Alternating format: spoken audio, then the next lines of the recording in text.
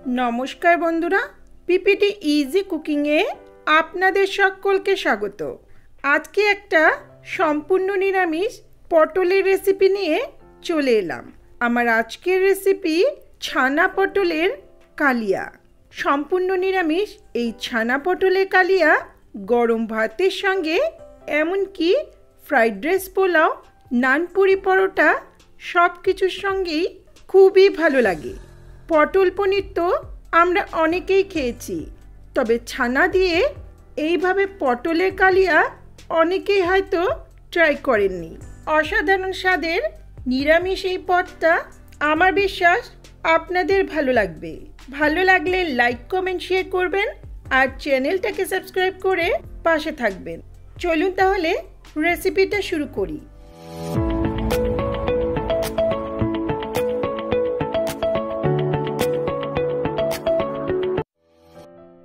সবার প্রথমে এখানে আমি প্রায় হাফ কিলো মতো পটলের খোসা ছাড়িয়ে দুদিকটা এইভাবে চিড় দিয়ে নিয়েছি, ঠিক যেমন আমরা পটল পোস্ত করে থাকি সেইভাবেই।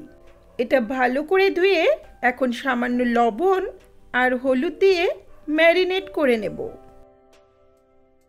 পটলটা আগে থেকে একটু ম্যারিনেট করে নিলে এর মধ্যে নুনটা ভালো মতো ঢুকে যায়, খেতেও ভালো লাগে আর রান্নাটাও দ্রুত হয়।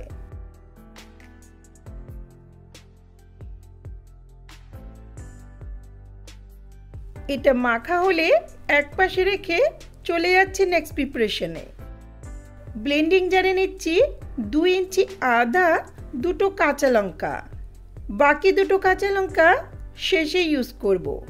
নিচ্ছি একটা ছোট সাইজের স্লাইস করা টমেটো। এখন এটা মিহি পেস্ট বানিয়ে নেব। প্রয়োজন হলে সামান্য একটু জল দিয়ে পেস্টটা করতে হবে। এখন ছানাটা বানানোর জন্য গ্যাসের আঁচে 1 লিটার মতো দুধ ভালো করে ফুটিয়ে নেব।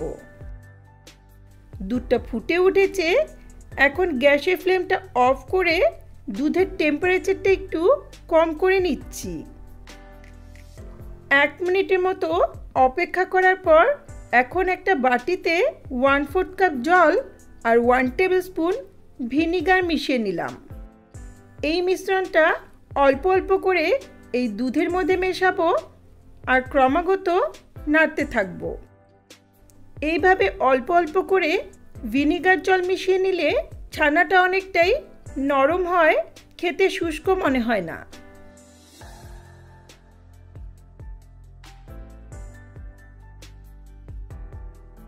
ছানাটা কাটানো হয়েছে, এখন নামিয়ে নিয়ে যে কোনো স্ট্রেনারে বা ছাঁকনিতে জলটা ছেঁকে নেব। দেখুন ছানাটা ছাঁকা হয়েছে, ছানাটা কিন্তু খুব সুন্দর নরম হয়েছে। এটা কোনো কাপড়ে বেঁধে টাইট করে রাখার প্রয়োজন নেই। এখন এটা এক পাশে রেখে চলে যাচ্ছি মূল রান্নায়। গ্যাসে একটা কড়াই বসিয়ে 3/4 টেবিল স্পুনের মতো সর্ষের তেল ভালো করে গরম করে নিচ্ছি। চাইলে সাদা তেলেও রান্নাটা করা যাবে। তেল ভালো করে গরম হলে এখন ম্যারিনেট করা পটলগুলো একে একে প্যানের মধ্যে সাজিয়ে দিচ্ছি। পটলটা আমি খুব ভালো করে ভেজে নেব। এখন মিডিয়াম ফ্লেমে পটলটাকে এক পাশটা হালকা লাল হওয়া পর্যন্ত ভেজে নেব। এক পাশটা হালকা লাল হয়ে উঠেছে, এখন উল্টে নিয়ে অপর পাশটাও লাল করে ভাজবো। এইভাবে বেশ কয়েকবার উল্টে পাল্টে পটলটা বেশ লাল লাল করে ভাজতে হবে। পটল ভালো মতো ভেজে নিলে এই রান্নার স্বাদটা ভালো হয়।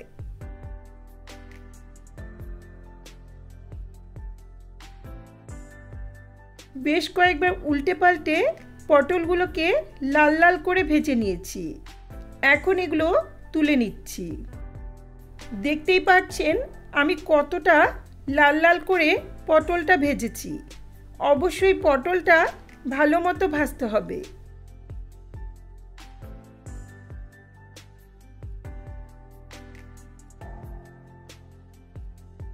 এগুলো এক পাশে রেখে কড়াইয়ের অবশিষ্ট তেলে ফোড়ন দিচ্ছি 3টে লবঙ্গ, 2টো তেজপাতা একটা শুকনো লঙ্কা, দুটো এলাচ, 2 ইঞ্চি দারচিনি, হাফ টিস্পুন গোটা জিরে। ফোড়নটাকে কয়েক সেকেন্ড ভেজে নেব। ফোড়নে অবশ্যই লবঙ্গটা ব্যবহার করবেন, এতে রান্নার ফ্লেভারটা ভালো আসবে। ফোড়ন ভাজার সুন্দর গন্ধ বেরোলে এখন অল্প কিছু কাজু কিশমিশ আর চিনেবাদাম দিয়ে দিচ্ছি। চাইলে শুধু কাজু কিশমিশ বা আমন্ড বাদামও দিতে পারেন। এগুলোকে লো ফ্লেমে হালকা করে ভেজে নেব। কয়েক সেকেন্ড একটু নেড়ে চেড়ে নেওয়ার পর এখন আদা লঙ্কা টমেটোর পেস্টটা দিয়ে দিচ্ছি।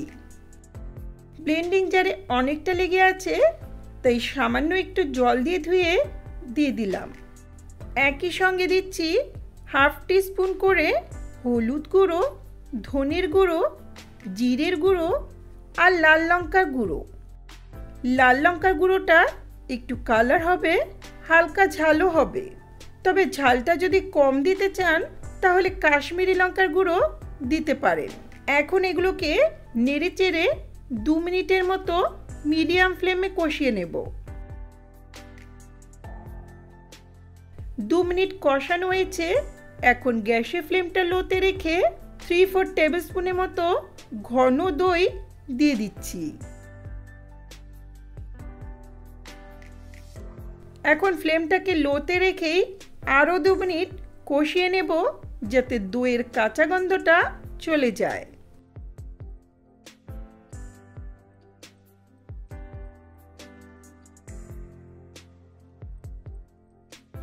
দু মিনিট কষিয়ে নেওয়ার পর এখন ভেজে রাখা পটলগুলো দিয়ে দিচ্ছি।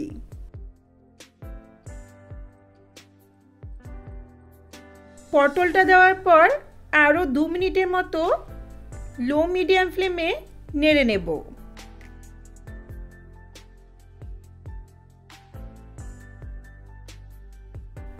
এগুলো কষানো হলে এখন জল ঝরানো ছানাটা দিয়ে দিচ্ছি।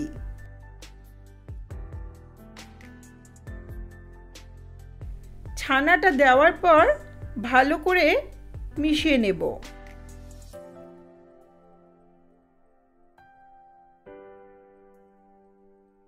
দিচ্ছি হাফ টিস্পুনের মতো চিনি।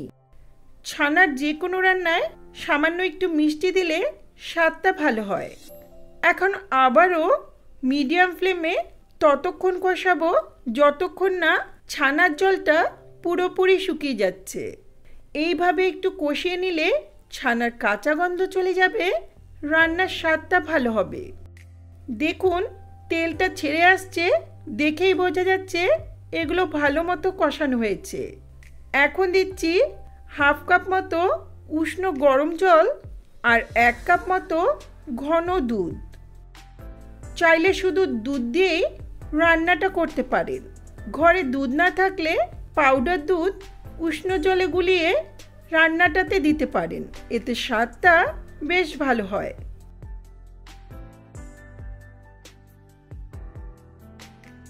ভালো করে একটু মিশিয়ে নিয়ে দিচ্ছি স্বাদ মতো লবণ। এখন 5-7 মিনিটের মতো মিডিয়াম ফ্লেমে আরও কিছুক্ষণ রান্নাটা হতে দেব। 5-7 মিনিট পর ঝোলটা বেশ ঘন হয়ে এসছে, রান্নাটা হয়ে এসছে। এখন সবশেষে দিচ্ছি 1 টেবিল স্পুন গাওয়া ঘি। এই ধরনের নিরামিষ রান্নায় সামান্য ঘি দিলে স্বাদটা অনেকটাই বেড়ে যায়।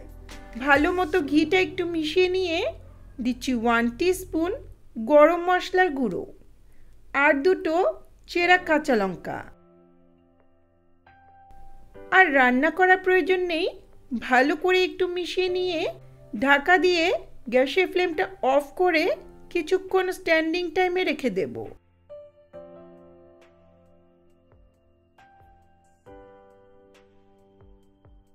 কিছুক্ষণ পর দারুণ স্বাদের ছানা পটলের কালিয়া সার্ভ করার জন্য রেডি।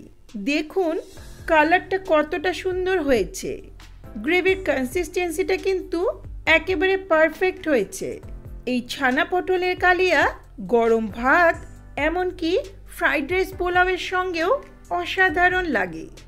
তাহলে অবশ্যই আমার মতো করে রেসিপিটা একবার হলেও ট্রাই করে দেখবেন।